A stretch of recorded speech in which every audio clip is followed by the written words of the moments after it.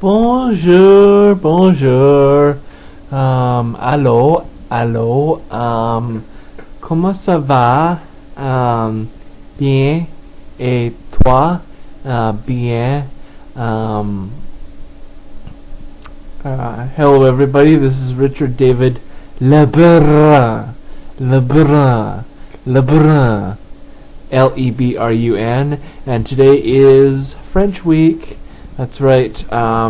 Today, courtesy of my digital box, I've decided to point the webcam at my TV, and I've decided to turn the TV onto one of the French stations, and I'll let you have a listen. Hier, en troisième période, lorsque solidement mis en échec par Claude Giroux des Flyers. Ce soir, à Vancouver, les Canucks tenteront de profiter de l'appui de leurs partisans pour en finir avec les Prédateurs de Nashville. Les Canucks, en avance 3-1 dans la série, pourraient accéder à la finale de l'Ouest pour la première fois depuis 1994, année où ils avaient aussi atteint la grande finale. Tennis, Novak Djokovic et Rafael Nadal croiseront le fer en finale du Masters de Madrid demain. Djokovic a maîtrisé le surprenant brésilien Tomás Bellucci en 3 manches pour prolonger à 31 sa séquence d'invincibilité cette année. Nadal a aussi eu besoin de 3 manches pour éliminer son éternel rival, le Suisse Roger Federer. L'Espagnol a ainsi battu Federer pour une 16e fois en 24 duels. La finale des dames opposera Victoria Azarenka à Petra Kvitova. Baseball à Toronto, le lanceur des Tigers de Détroit, Justin Verlander, a complété le 2e match sans point ni coup sûr de sa carrière contre les Blue Jays. Verlander n'était qu'à un but sur balle d'obtenir un match parfait. Il a eu besoin de 108 lancés pour réussir le 9e match sans point ni coup sûr de l'histoire des Tigers, un gain de 9-0.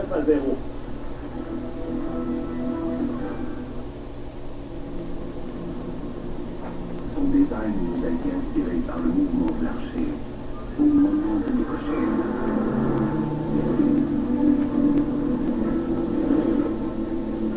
Mais nous croyons qu'il a aussi inspiré les 556 chevaux de son moteur V8 suralimenté.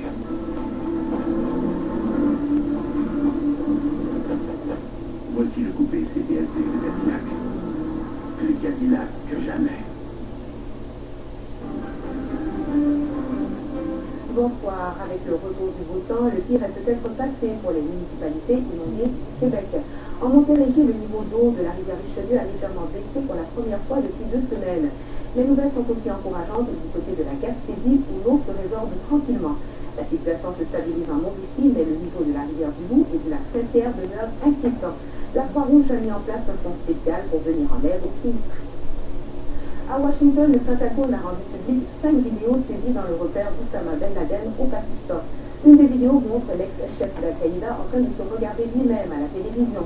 Sur une autre, on le voit préparer un message destiné aux États-Unis. Ces vidéos ont été saisies lors du raid du commando américain qui a abattu Ben Laden dimanche dernier au Pakistan. Les États-Unis ont marqué la trame sonore des documents. La nouvelle députée de Berthier-Massignanger, Ruth Ellen Grosso, a donné signe de vie pour la première fois depuis les élections. Dans un entretien téléphonique à un quotidien de Trois-Rivières, Mme Grosso a dit avoir hâte d'exercer ses nouvelles fonctions. Elle admet qu'il faut améliorer son français et qu'elle a l'intention de devenir bilingue. Depuis son élection, la députée a été prise en charge par une équipe du NPD qui contrôle étroitement ses débuts sur la scène politique. Voilà, et pour plus de détails sur vos nouvelles, rendez-vous sur le site internet de Radio-Canada.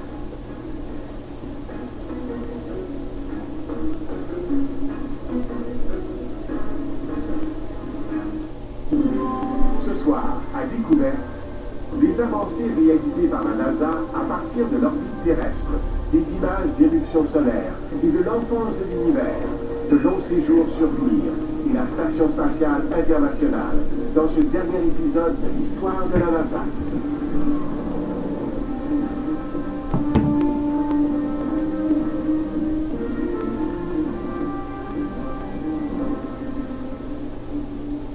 Bonsoir, bienvenue à Découverte.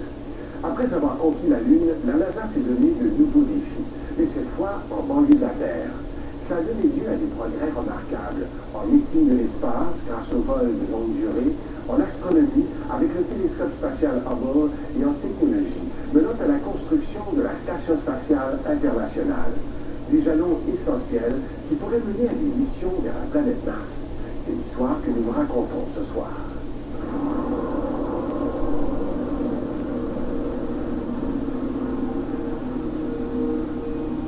Canaveral, 1972. Avec Apollo 17, la NASA se prépare à son 6e et dernier alunissage.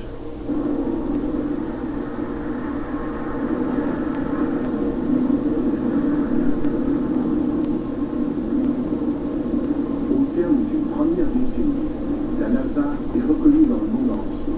Elle a transporté les humains jusqu'à la Lune et elle les a ramenés.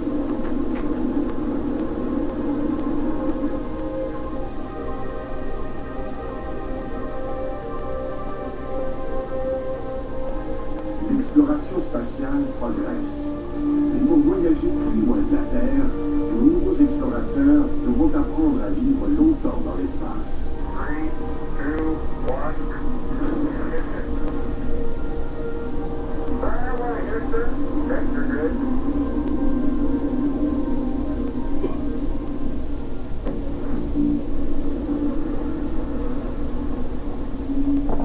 Pour expérimenter de plus longs vols spatiaux, la NASA doit mettre en orbite un lieu habitable. En quête de matériel, elle regarde d'abord dans ses propres ateliers. La NASA va adapter une section de la plus grande fusée jamais construite, celle du programme Apollo. Le vaisseau spatial va devenir un laboratoire pour les humains qui vivront en orbite.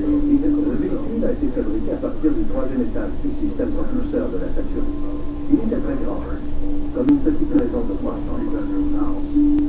Chacune de nos chambres a environ la taille d'une cabine téléphonique. On appelle ce programme Skylab.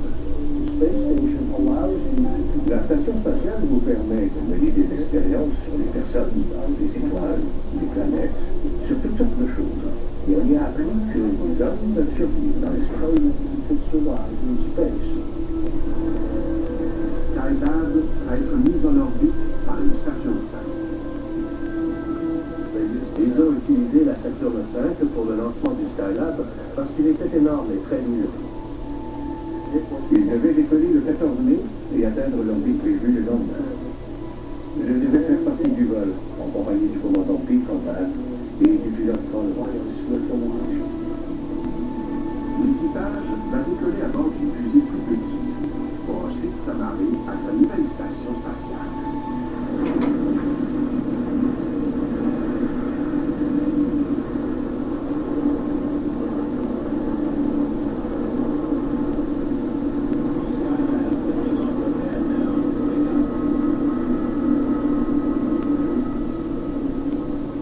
La Saturn V non habitée, qui emporte Skylab, décolle d'abord. On a regardé le lancement du Skylab du toit d'un immeuble à Cap Canaveral et tout s'est très bien passé. Et en rentrant à la maison, on a entendu les premiers indices à la radio que quelque chose n'allait pas. On a dit qu'un choc gravitationnel s'était produit au lancement et qu'on ignorait pourquoi. Les contrôleurs de vol, ici, à la NASA, doutent que les panneaux solaires principaux se soient déployés. Le premier panneau solaire ne produisait rien du tout. Et le deuxième indiquait une puissance très faible. Mais en plus, on décèle un problème encore plus grave à bord du Skylab inhabité. La température intérieure a commencé à grimper. Et quelqu'un en a déduit qu'il y avait probablement une déchirure du bouclier thermique. Sans ce bouclier thermique, les rayons du soleil vont rapidement transformer Skylab en fournaise. Nous avions donc une machine sur la bonne orbite, mais elle manquait gravement d'énergie et elle surchauffait. La première réaction a été « c'est une catastrophe, qu'est-ce qu'on va faire ?» Et 5 minutes plus tard, on a dit « Hey, nous sommes des ingénieurs, voyons ce qu'on peut faire. » Le problème le plus urgent est la chaleur du soleil. Les ingénieurs les plus chevronnés délaissent la haute technologie et ils optent pour la solution la plus simple. Les couturières fabriquent un parasol géant qui sera maintenu en place par des tiges. Après un délai de 10 jours, Kerwin, Conrad et White ont une nouvelle mission. Ils vont devenir les premiers réparateurs de l'espace. T-minus 7, 6, 5, 4, 3,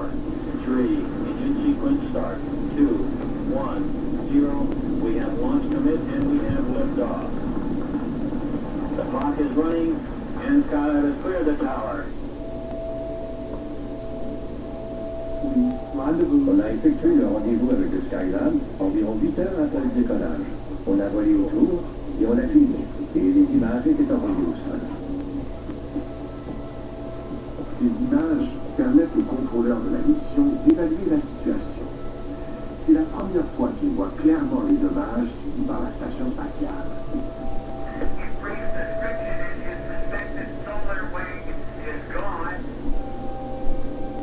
À 430 km d'altitude et en se déplaçant à plus de 27 000 km/h, l'équipage doit entrer dans Skylab pour le réparer. Ça sentait un peu le brûlé, comme quand on brûle un peu de plastique. Vous savez, ce genre d'odeur.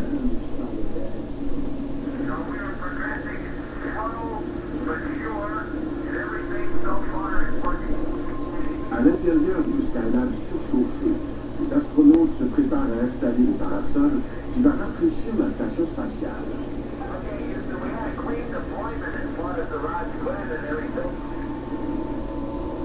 Puis on a libéré le ressort et les tiges se sont tendus.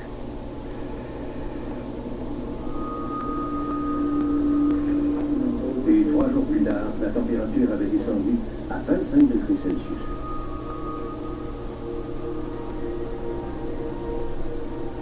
Il faut ensuite régler le problème de l'alimentation électrique.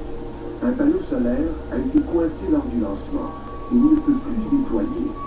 Sans une réparation rapide, Skylab n'a aucun avenir. On ne pouvait pas s'agripper, se caler les pieds. On n'avait aucun éclairage, rien.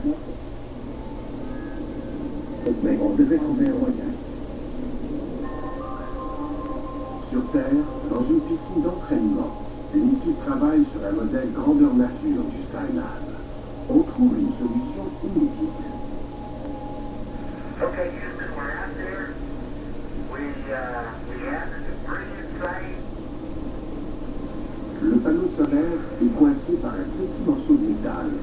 S'ils peuvent le couper, le panneau solaire devrait se déplier et produire de l'électricité.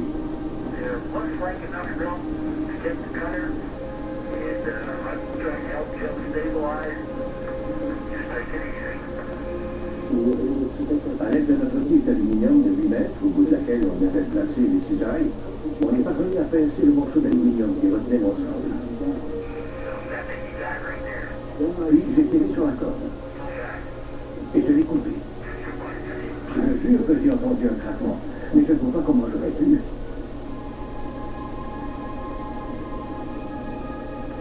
On l'a fait. On a sauvé Skylab.